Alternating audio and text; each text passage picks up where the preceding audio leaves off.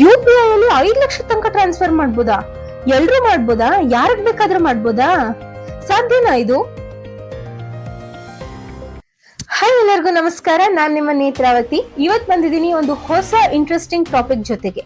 ಅದೇನಪ್ಪಾ ಅಂತ ಅಂದ್ರೆ ನಮ್ಮ national payments corporation of India NPCI daily transaction ನ 1 ಲಕ್ಷದಿಂದ 5 ಲಕ್ಷಕ್ಕೆ ಇನ್ಕ್ರೀಸ್ ಮಾಡಿದ್ದಾರೆ ಅಂತಕ್ಕಂಥ ಸರ್ಕ್ಯುಲರ್ ನಮಗೆ August 24th ಗೆ ಬಂದಿತ್ತು. ಆ ಸರ್ಕ್ಯುಲರ್ ಪ್ರಕಾರ ಇಷ್ಟು ದಿನ ಏನು ಎಲ್ಲ ಬ್ಯಾಂಕ್ಸ್ ಅವರು ನಮ್ಗೆ UPI ಟ್ರಾನ್ಸಾಕ್ಷನ್ ಅಂದ್ರೆ ಫೋನ್ ಪೇ, ಗೂಗಲ್ ಪೇ ಮೂಲಕ ಯಾರು ಯಾರಿಗ್ ಬೇಕಾದ್ರೂ ಪೀರ್ ಟು ಪೇರ್ ಆಗಿರ್ಬೋದು, ಇನ್ನೊಬ್ಬರ ಒಂದು ಇನ್ಸ್ಟಿಟ್ಯೂಷನ್ ಆಗಿರ್ಬೋದು, ಯಾವ್ದಕ್ ಬೇಕಾದ್ರೂ ಪರ್ ಡೇ 1 lakh ಟ್ರಾನ್ಸ್ಫರ್ ಮಾಡ್ಬೋದು ಅಂತಕ್ಕಂಥ ಒಂದು ಲಿಮಿಟೇಷನ್ ಇತ್ತು. ಆದ್ರೆ ಈಗ ಬಂದಿರೋ ಸರ್ಕ್ಯುಲರ್ ಪ್ರಕಾರ ಅದು 5 ಲಕ್ಷಕ್ಕೆ ಇನ್ಕ್ರೀಸ್ ಆಗಿದೆ. ಹಾಗಾದ್ರೆ ನನ್ನ ಫ್ರೆಂಡ್ 5 ಲಕ್ಷ ಕೇಳ್ತಾ ಇದ್ದಾರೆ, ಕೊಟ್ಬಿಡ್ಲಾ 5 ಲಕ್ಷ? ಒಂದೇ ಟ್ರಾನ್ಸಾಕ್ಷನ್ ಅಲ್ಲಿ ಆಗೋಗುತ್ತಾ 5 ಲಕ್ಷ ಟ್ರಾನ್ಸಾಕ್ಷನ್? ಆಗತ್ತಾ? ನೋ, ಇದು ಸಾಧ್ಯ ಇಲ್ಲ.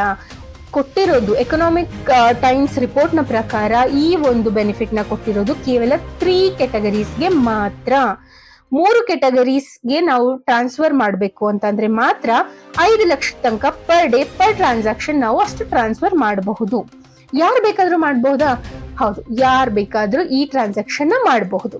ಹಾಗಾದ್ರೆ ಯಾವ್ಯಾವ್ದು ಆ ಒಂದು 3 ಕ್ಯಾಟಗರೀಸ್ ನೋಡೋಣ ಬನ್ನಿ. ಅದಕ್ಕಿಂತ ಮುಂಚೆ ನೀವು ಇನ್ನೂ ನನ್ನ ಚಾನೆಲ್ಗೆ ಸಬ್ಸ್ಕ್ರೈಬ್ ಆಗಿಲ್ಲ ಅಂದ್ರೆ ಸಬ್ಸ್ಕ್ರೈಬ್ ಆಗೋದನ್ನ ಮರಿಬೇಡಿ.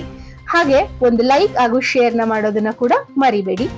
ಸೊ ಆ 3 ಕ್ಯಾಟಗರೀಸ್ ಯಾವ್ಯಾವ್ದಪ್ಪ ಅಂತಂದ್ರೆ, ಫಸ್ಟ್ ಕ್ಯಾಟಗರಿ ಟ್ಯಾಕ್ಸ್ ಪೇಮೆಂಟ್ಸ್.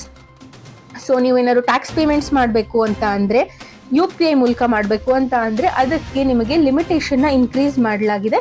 ಅದು 1 lakh ಇದೆ 5 lakh ತನಕ, ಅಪ್ ಟು 5 lakh ನೀವು ಎಷ್ಟು ಬೇಕಾದ್ರೂ ಟ್ರಾನ್ಸ್ಫರ್ ಮಾಡಬಹುದು. ಟ್ಯಾಕ್ಸ್ ಪೇಮೆಂಟ್ಸ್ಗೆ ಮಾತ್ರ. ಇದು ಮೊದಲನೇ ಕೆಟಗರಿ. ಎರಡನೇ ಕೆಟಗರಿಗೆ ಬರೋದಾದ್ರೆ, ಈಗ suppose hospitals, educational institutions, these two are emergency, ತುಂಬಾ ಎಮರ್ಜೆನ್ಸಿ ಇರ್ತಕ್ಕಂಥದ್ದು ಇವೆರಡು, ಹಾಸ್ಪಿಟಲ್ಸ್ ಮತ್ತೆ ಎಜುಕೇಶನಲ್ ಇನ್ಸ್ಟಿಟ್ಯೂಷನ್ಸ್.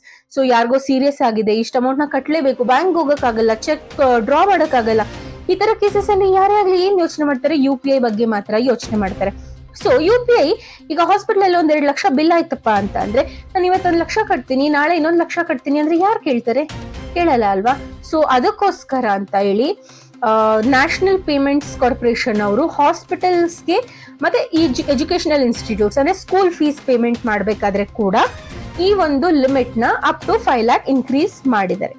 ಇದು ಸೆಕೆಂಡ್ ಕ್ಯಾಟಗರಿ. ಹಾಗೆ ಥರ್ಡ್ ಕ್ಯಾಟಗರಿ ಯಾವುದು? ಸೊ ಥರ್ಡ್ ಕ್ಯಾಟಗರಿಗೆ ಬರೋದಾದ್ರೆ IPO.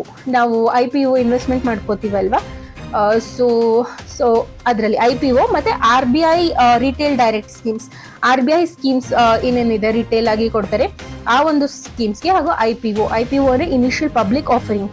ಯಾವುದೇ ಕಂಪ್ನೀಸ್ ಅವರ ಒಂದು ಇನಿಷಿಯಲ್ ಪಬ್ಲಿಕ್ ಆಫರಿಂಗ್ ನ ರಿಲೀಸ್ ಮಾಡಿದ ತಕ್ಷಣ ಅದಕ್ಕೆ ನೀವು ಅಪ್ಲೈ ಮಾಡ್ಬೇಕಂದ್ರೆ more than 5 like up to 5 lakhs ನೀವು ಟ್ರಾನ್ಸ್ಫರ್ ಮಾಡ್ಕೋಬಹುದು UPI ಮೂಲಕ. ಈ ಟ್ರಾನ್ಸಾಕ್ಷನ್ ಈ 3 ಕ್ಯಾಟಗರಿಗೆ ಮಾತ್ರ ಅನ್ವಯಿಸುತ್ತೆ. ಇದನ್ನ ಯಾರು ಬೇಕಾದ್ರೂ ಮಾಡ್ಬೋದು, ಆದ್ರೆ ಯಾರಿಗ್ ಬೇಕಾದ್ರೂ ಮಾಡಕ್ ಆಗಲ್ಲ, ಸಾಧ್ಯ ಇಲ್ಲ. ಈ 3 ಕ್ಯಾಟಗರೀಸ್ ಅವ್ರಿಗೆ ಮಾತ್ರ ಮಾಡ್ಬೇಕು. ಈ 3 ಕ್ಯಾಟಗರೀಸ್ ಸೊ ನೀವ್ ಇವಾಗ ಹೋಗಿ ಸಡನ್ ಆಗಿ ಎಜುಕೇಶನಲ್ ಇನ್ಸ್ಟಿಟ್ಯೂಟ್ಗೆ ಟ್ರಾನ್ಸ್ಫರ್ ಮಾಡಿದ್ರೆ ಆಗತ್ತಾ? ನೋ, ಸಾಧ್ಯನೇ ಇಲ್ಲ. ಸೊ ಮರ್ಚೆಂಟ್ ಯಾರದನ್ನ ರಿಸೀವ್ ಮಾಡ್ತಾರಲ್ಲ ಅವರು ಈ ಒಂದು ಕ್ಯಾಟಗರೀಸ್ ಅಲ್ಲಿ ಬರ್ತಾರೆ ಅಂತ ಮುಂಚೆನೆ ಅವರು ರಿಜಿಸ್ಟರ್ ಮಾಡ್ಕೋಬೇಕು. ಆ ರಿಜಿಸ್ಟರ್ ಮಾಡ್ಕೊಂಡು ವೆರಿಫೈ ಆದ್ಮೇಲೆ ಮಾತ್ರ ಈ ಒಂದು ಲಿಮಿಟ್ ಎಕ್ಸ್ಟೆಂಡ್ ಆಗುತ್ತೆ. ಇದು ಯಾವತ್ತಿಂದ ಅನ್ವಯಿಸುತ್ತೆ? ಇದು September 16th ಇಂದ ಜಾರಿಗೆ ಬಂದಿದೆ. ಸೊ ಇವತ್ತಿಂದ ಯಾರು ಬೇಕಾದ್ರೂ ಹೋಗಿ ಅವ್ರ ಮರ್ಚೆಂಟ್ ವೆರಿಫೈ ಐಡಿನ ವೆರಿಫೈ ಮಾಡ್ಕೋಬಹುದು. ನಾವು ಸ್ಕೂಲ್ಸ್, ಎಜುಕೇಶನಲ್ ಇನ್ಸ್ಟಿಟ್ಯೂಟ್ಸ್, ನಮ್ದು ಹಾಸ್ಪಿಟಲ್ ಇದೆ, ಸೊ ಈ ತರ ರಿಜಿಸ್ಟರ್ ಮಾಡ್ಕೊಂಡ್ರೆ ನೀವು ಅವ್ರಿಗೆ ಪೇಮೆಂಟ್ ಮಾಡ್ಬೇಕಾದ್ರೆ ನೀವು ಆರಾಮಾಗಿ 5 ಲಕ್ಷ ತನಕ ಟ್ರಾನ್ಸ್ಫರ್ ಮಾಡ್ಬೋದು. ನೋಡಿದ್ರಲ್ಲ ವೀಕ್ಷಕರೇ, ಇದು ಎಷ್ಟು ಇನ್ಫಾರ್ಮೇಶನ್ ಕೊಡ್ತು, ಈ ವಿಡಿಯೋ ನಮ್ಗೆ ಎಷ್ಟು ಇನ್ಫಾರ್ಮೇಶನ್ ಕೊಡ್ತು, ಇದು ಎಷ್ಟು ಇಂಪಾರ್ಟೆಂಟ್ ಆಗಿತ್ತು ನಮ್ಗೆ. ಇದನ್ನ ನೀವು 4 ಜನಕ್ಕೆ ಶೇರ್ ಮಾಡಿ, ಎಲ್ಲರಿಗೂ ಈ ವಿಷಯ ಮುಟ್ಟೋ ತರ ಮಾಡಿ. ಹಾಗೆ ಸಬ್ಸ್ಕ್ರೈಬ್ ಮಾಡೋದನ್ನ ಮರಿಬೇಡಿ. Thank you.